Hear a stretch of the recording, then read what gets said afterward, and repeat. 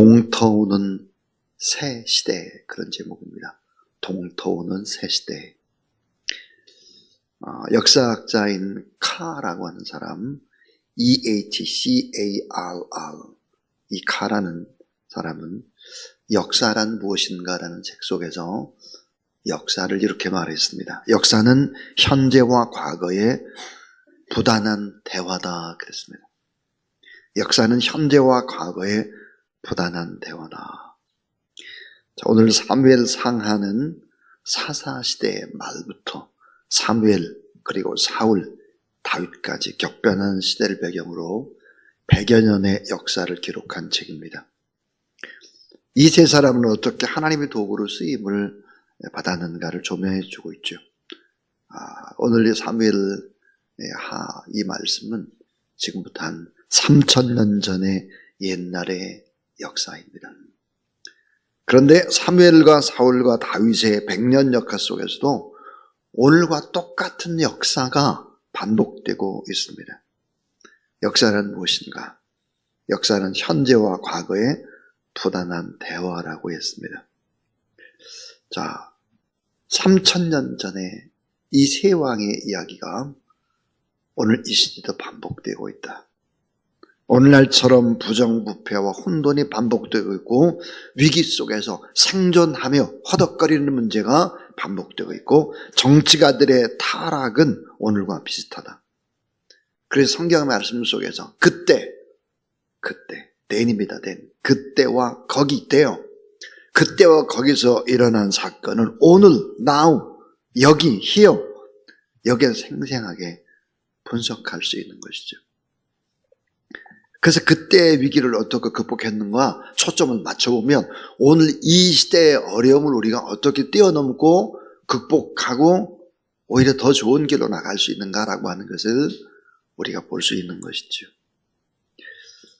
옛날 이야기가 아닌 오늘에도 일어날 수 있는 생생한 현장을 중계방송하는 역할, 그런 역할들을 하나님의 말씀이 하는 거죠.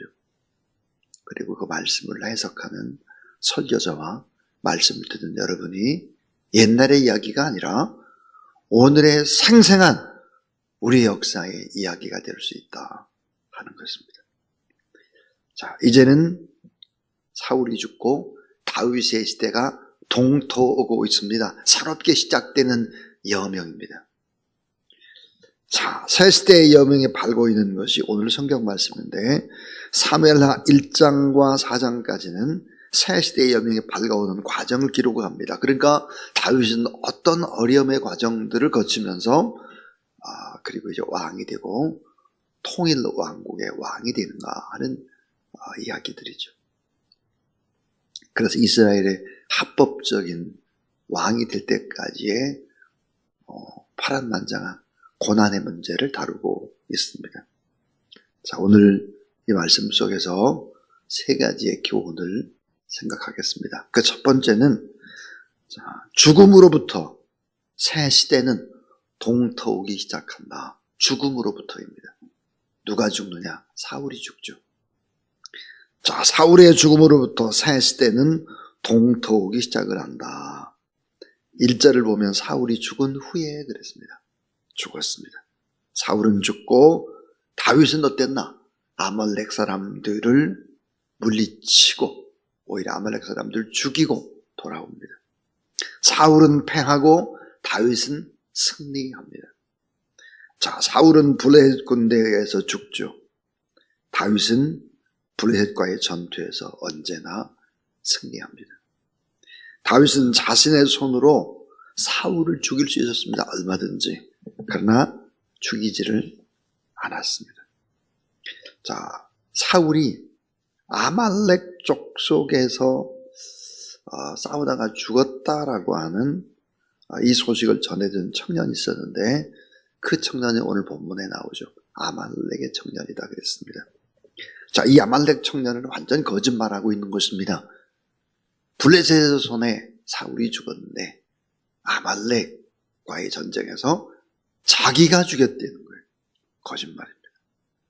사울왕을 자신이 죽인 것처럼 거짓으로 위장을 하죠. 사울왕의 머리에 있는 왕관과 팔에 있는 고리를 벗겨가지고 다윗에게 바칩니다. 그리고 사울을 자신이 죽였다고 과장을 하면서 다윗에게 잘 보이려고 하죠. 이 거짓말하는 이 아말렉 족속, 아말렉의 청년이 나옵니다. 자, 다윗은 어떻게 했을까? 다윗은 그 아말렉 청년은 15절에 보니까 죽이죠. 이 다윗은 하나님께 기도하면서 사울 왕의 죽음과 진정한 사랑의 언약을 맺었던 친구 요나단의 죽음을 생각하면서 힘들어하고 슬퍼합니다. 다윗은 스스로 왕이 되려고 서두르지 않는 모습을 보입니다. 자, 그래서 이 새 시대는 언제부터 동토하기 시작하나? 죽음 이후입니다. 누가 죽었을까? 사울이 죽은 이후죠. 근데 참 중요한 것입니다. 두 번째로 아주 중요한 것이 뭐냐? 사울이 죽었기 때문에 새 시대가 동토하는 것이 아니라 두 번째는 새 시대의 여명은 다윗의 따뜻한 마음에서 시작이 된다 하는 것입니다. 참 얼마나 귀한 말씀인지 모릅니다. 역사가 변하고 무엇이 변하고 시대가 바뀌어도 여러분 가장 중요한 것은 우리의 따뜻한 마음입니다. 자, 오늘 요절이라고 봤던 12절 말씀 속에서 사울과 요나단의 죽음을 슬퍼하며 울며 금식하고 이스라엘 백성들과 함께 애가를 지어 부릅니다. 자, 죽음을 슬퍼하면서 히브리 시 가운데 가장 뛰어난 애가를 지어서 백성과 함께 불렀다 하는 것입니다. 자기를 그토록 죽이려고 했던 사울, 원수 같은 사울이 죽었는데 슬퍼합니다. 자, 다윗 개인이 슬퍼합니다. 근데 이스라엘 백성들 다 애통하는 노래를 지어서 애가를 부르게 하죠. 다 같이 슬퍼합니다. 이스라엘의 국가적 수치를 슬퍼하죠. 끝까지 기름 부음 받은 사울 왕, 그를 높이고 친구 요나단에 대한 애정과 포용하는 따뜻한 마음을 보는 것입니다. 사무엘하 1장에 보면은 오라 두 용사가 엎드려졌도다. 이 슬픔의 울음의 애가가 3번이나 반복되는 것을 볼 수 있습니다. 자, 다윗은 아말렉 청년이 가지고 온 사울의 왕관을 스스로 쓰지를 않습니다. 미루죠. 참고 기다리고 포용해 나가고 따뜻한 마음, 눈물을 그 마음을 마음에 품고 있는, 그러니까 새 시대의 여명은 따뜻한 지도자의 마음에서부터 시작이 된다 하는 것입니다. 오늘 새벽에 나와서 하나님 앞에 예배드리는 여러분 다 지도자들입니다. 왜냐하면 새벽을 깨울 수 있는 분들이야말로 지도자들이죠. 중요한 것은 시대의 분위기가 아닙니다. 여러분의 마음속에 있는 따뜻한 마음이죠. 주님을 향한 마음, 이런 마음들을 품는 것은 너무너무 중요하다 하는 것입니다.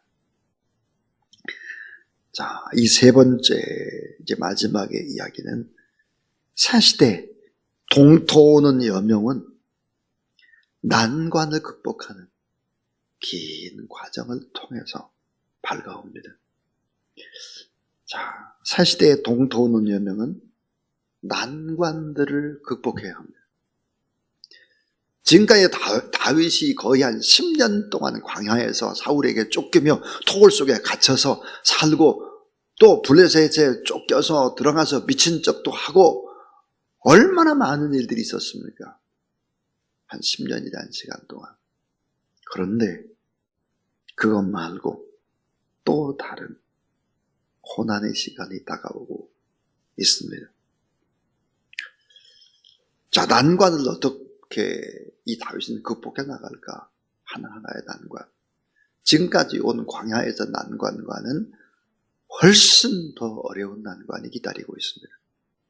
사울 왕도 죽고 용사 요나단도 죽었으니까 쉽게 왕이 될 수 있었을까? 그렇지 않습니다. 쉽게 왕이 된다면 어떻게 40년 동안 성군으로 통일된 이스라엘 백성들을 다스릴 수 있었겠습니까? 쉽게 왕이 될 수 없죠. 결코 그렇지 않아요. 지파 이기주의라는 걸림돌이 존재했습니다. 정치가들이 언제나 있었으니까요. 자, 북쪽 지파, 열 지파는 다윗을 왕으로 인정하지 않습니다. 12지파 가운데 10지파가 다윗을 왕으로 인정하지 않는 거예요. 이들은 어떠느냐? 사울의 왕, 죽은 사울의 왕의 아들 이스보셋을 10지파의 왕으로 세워서 자신들의 정치적 입지를 고수해 나갑니다. 여러분, 오늘날 우리는 이런 모습들을 국민의힘과 민주당의 모습 속에서 보고 있습니다. 똑같습니다. 정치가든 그 입지를 굳히려고 사생 결단을 하는 모습들을 보여주죠. 자, 그러면 사울 왕의 아들 이스보셋을 10지파의 왕으로 세우고 이 다윗과 대결을 시도하는 것입니다. 다윗은 사울의 남은 세력과 그들을 연합하고 그들을 포용하고 끌어안는데 시간이 얼마나 걸렸을까? 7년 6개월이 더 걸립니다. 고난의 시간이죠. 험난한 산을 인간적으로 참 넘지를 않습니다. 인간적으로 넘지 않고 하나님 앞에 기도하며 하나님 앞에 물으며 금식하며 애통하며 그렇게 하나님 앞에 뜻을 물어갑니다.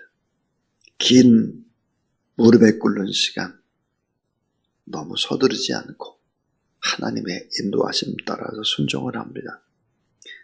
이 고난의 시간, 포용하는 시간은 하나님의 또 다른 훈련의 과정이었습니다.